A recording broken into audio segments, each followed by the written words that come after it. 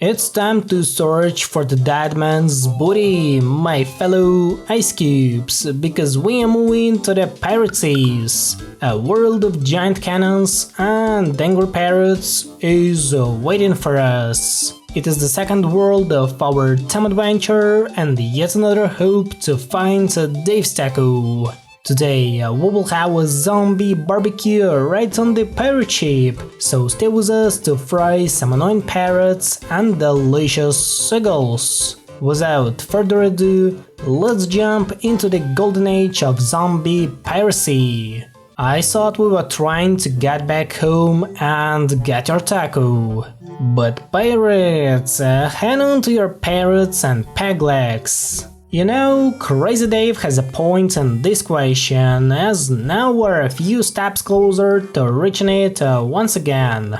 All we need to do is to wait for another 300 years or beat those damn pirates to get another key to the next world. I think that beating 25 levels of the piracies is much easier than living together with Crazy Dave for 300 years. So we're officially starting our challenge. I found nothing better than beating day 1 of the piracies by using only torchwoods. The only thing I have to complain about is the amount of time I spent waiting for zombies to consume a burning tree stump.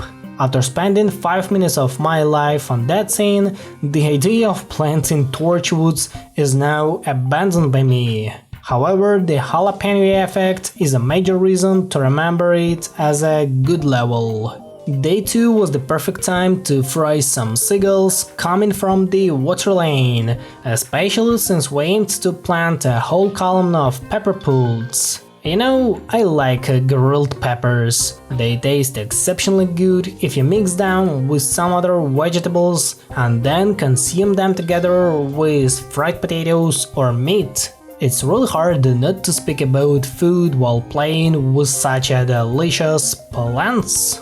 Day 3 was a full copy of the first one, so let me tell you something interesting. Did you know that the matchsticks were invented later than the lighters? The first one was designed in 1826, while the second one was invented in 1923. For many years, lighters have dominated the market since the early matchsticks weren't so good. Put a like on this video if you enjoyed such an interesting fact. On day 4, some of the buckethead zombies aimed to break our defense, but the brave spirit of the fire pea shooter didn't leave them a single chance to get closer to my brains. They were able to break those buckets without the help of any other plant, which means that the fire guy is really tough and cool. Oh, and it looks like we received a chest with a treasure inside of it. Let's open it. Finally, one of those pirates dropped some booty. I'm detecting something more challenging than treasure inside. Just don't tell me that they are hiding a Wamparchini inside of it. Well, an endless mode is still better than a stinky mushroom. Day 5 was a tough one, especially when you compare it to some other previous levels. There were so many different zombies in huge numbers that I almost lost it because of the annoying pelicans. Oh wait, they are not pelicans, it's seagulls. I have been lied for many years, as I thought that we were fighting against pelicans, but then in 2017 a pelican zombie came in and broke my memories. Of course, not without the losses, but I managed to hold off the zombie attack and successfully finish the level. Don't take the pepper pult on the 5th day of the piracies, it's not the best choice. Day 6 was finally a good one, mainly because we fried zombies in just a few cells out of the giant lawn. You don't need to place fire plants on every lane, which means that you can save some more suns for preparing a better defense in a restricted area. That's why I really enjoyed playing with a hot date, as it allows me to gather lots of bucketheads on a single tile and then fry them like a KFC chicken.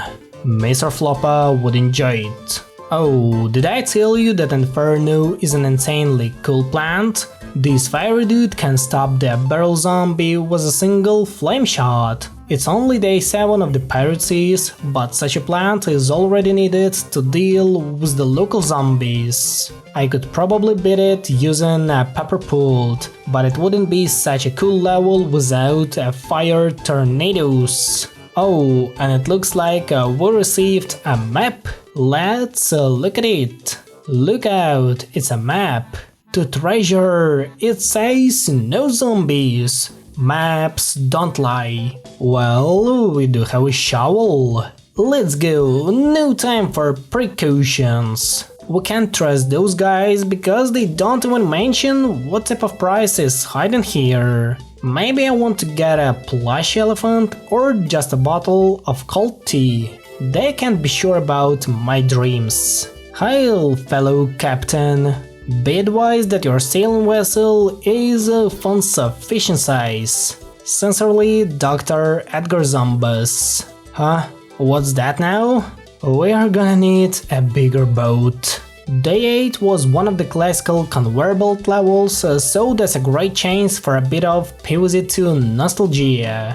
For the first time I beat the pirate seas almost 12 years ago, when the game was simple and there were not so many plants to play with. However, similar to Minecraft, happiness is about the quality instead of quantity. You don't need to have a lot of plans to enjoy the game, simply because the key to happiness lies in different scenes. I guess I need to make a separate video to explain everything I feel about this game.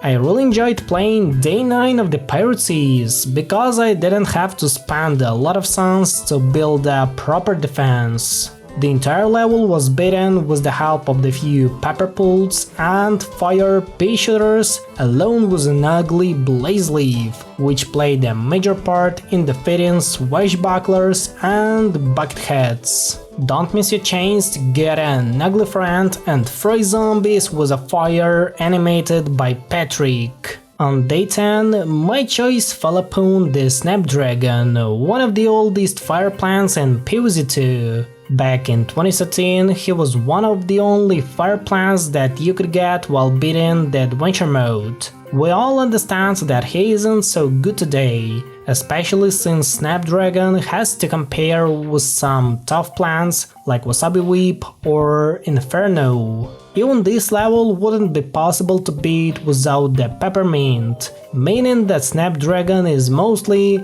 an outdated plant. Press F to pay respect to an old guy.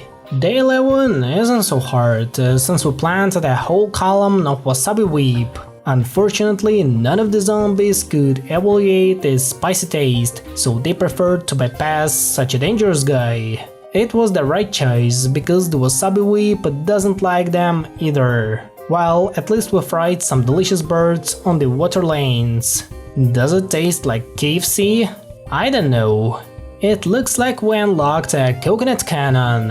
It's time to smell some ripe coconuts. I love the smell of the coconut cannons in the morning.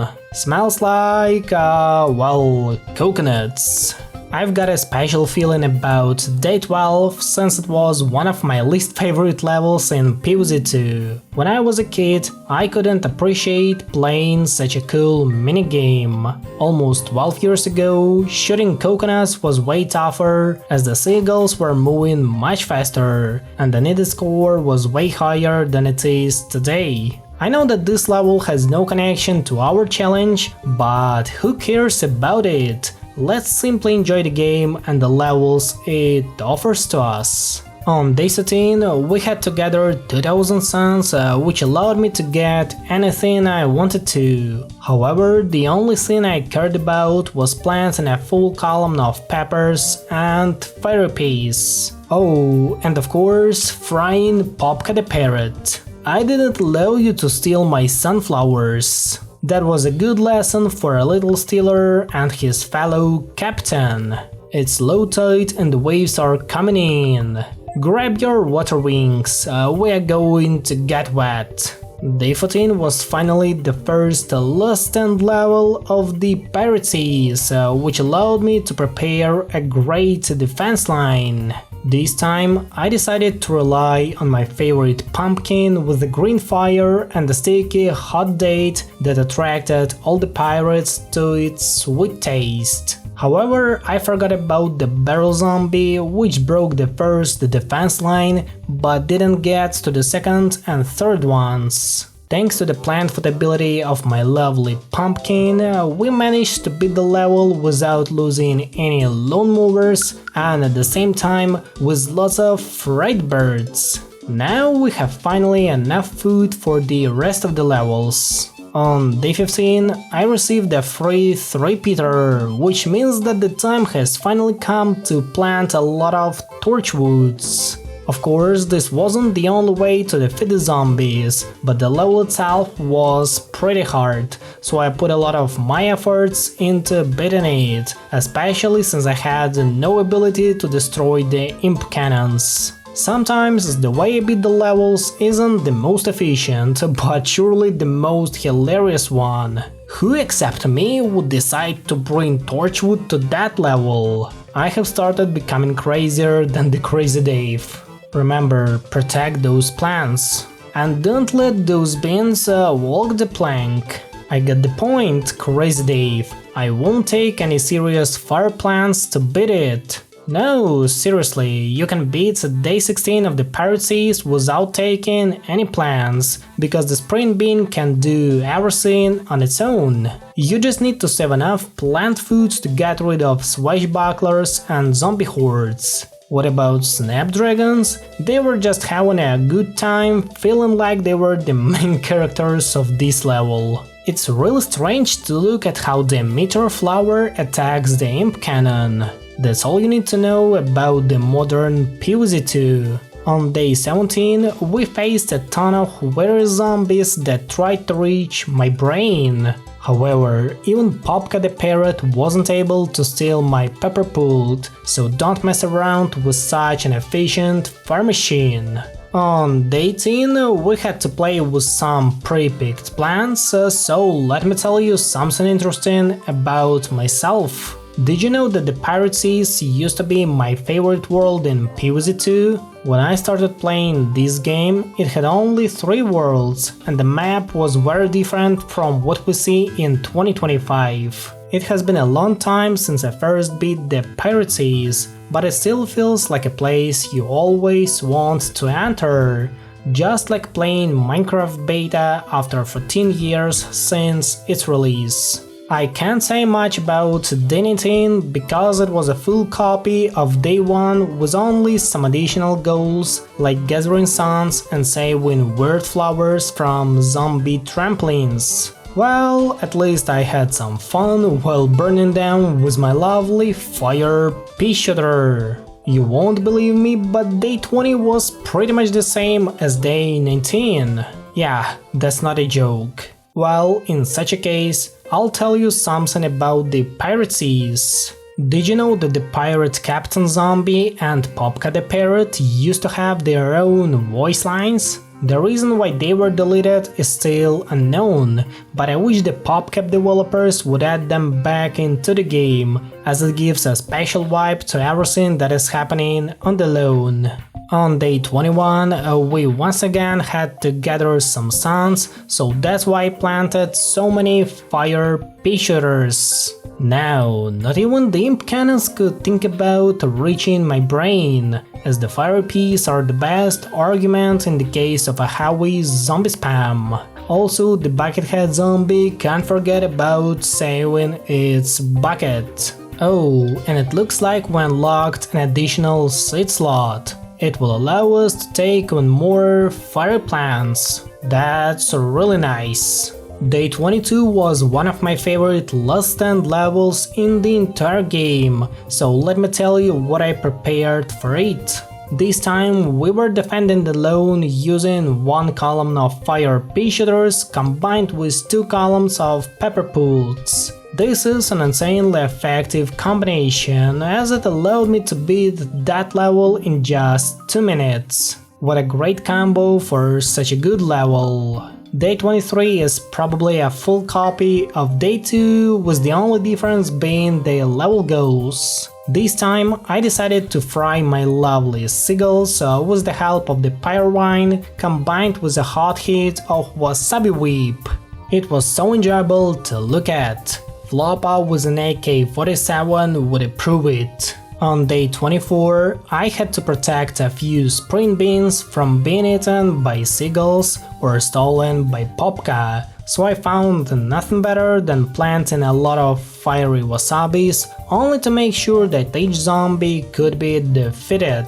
The level was successfully beaten from the very first attempt, and none of the zombies could pose a major threat to my beans. Stay away from my dancing friends. I have discovered a mysterious trait in your rattle trap machine. Its temporal signature is nearly identical to my own reactions. Explain to me, how was this penny created in the first place? Could I really be some form of zombot? User Dave, am I the daughter of the Dr. Zomboss? There was one fine sandwich, so what did I miss? Nothing crazy, Dave, just nothing.